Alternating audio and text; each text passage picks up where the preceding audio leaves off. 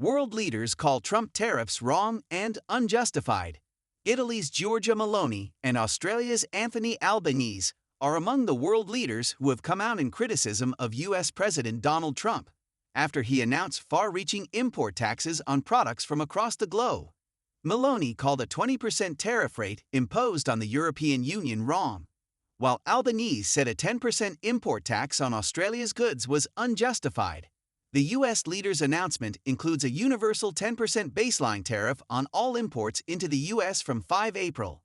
Around 60 countries, including the EU and China, will also be hit with steeper tariffs from 9 April.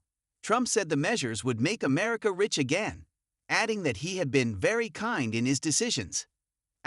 Trump tariffs live updates. Meloni, a Trump ally, said the EU tariffs would not suit either party, referring to the EU and the US, but that she would work towards a deal with the US to prevent a trade war. Her Spanish counterpart, Pedro Sánchez, said Spain would protect its companies and workers and continue to be committed to an open world. While in Ireland, Taoiseach Michael Martin said Trump's decision was deeply regrettable and benefited no one. Outside of the EU, China, one of the countries deemed the worst offenders by the U.S. president, was hit the hardest with a 54% tax rate added to its goods. The Ministry of Commerce urged the U.S. to immediately cancel the tariffs, adding that China would resolutely take countermeasures to safeguard its own rights and interests. A commentary piece in China's state-run news agency Xinhua said Washington's rampage amounted to self-defeating bullying and an oversimplistic tit-for-tat game.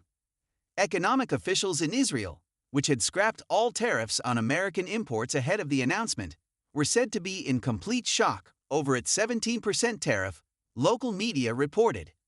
"We were sure that the decision to completely cancel tariffs on imports from the U.S. would prevent this move," an official told local media. Elsewhere, South Korean acting President Han Duck-soo said the global trade war has become a reality, and his government would be looking at ways to overcome the trade crisis after the East Asian country was hit with a 25% rate.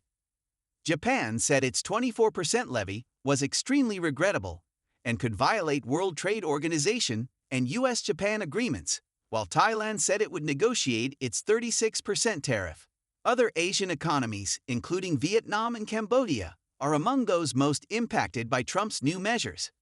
White House officials said its levies were reciprocal to countries, such as China, which it said charge higher tariffs on U.S. goods, imposed non-tariff barriers to U.S. trade, or have otherwise acted in ways the government feels undermine American economic goals.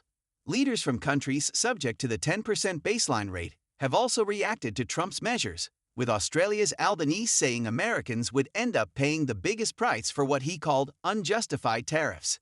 His government will not impose reciprocal measures, he said, adding, "We will not join a race to the bottom that leads to higher prices and slower growth." A Downing Street source told the BBC that the UK's lower tariff vindicates the government's recent efforts towards a trade deal with the US. Business Secretary Jonathan Reynolds said the government remained fully focused on negotiating an economic deal with the U.S. that strengthens our existing fair and balanced trading relationship.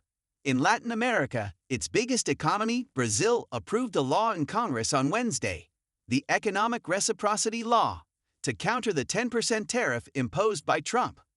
The Foreign Ministry said it would evaluate all possible actions to ensure reciprocity in bilateral trade, including resorting to the World Trade Organization. Shortly after Trump's announcement, U.S. Treasury Secretary Scott Bessent warned countries not to retaliate and sit back, take it in. "Because if you retaliate, there will be escalation," he told Fox News. Noticeably, the U.S.'s two biggest trade partners, Canada and Mexico, were not mentioned in Wednesday's announcements. The White House said it would deal with both countries according to previous executive orders, which imposed 25% tariffs on the two nations as part of efforts to address fentanyl and border issues. Regardless, Canada will still be impacted by the tariffs, Prime Minister Mark Carney said. Measures such as the 25% tariff on automobiles, starting at midnight on Thursday, would directly affect millions of Canadians, he added. He vowed to fight these tariffs with countermeasures, adding that the U.S. levies would fundamentally change the global trading system.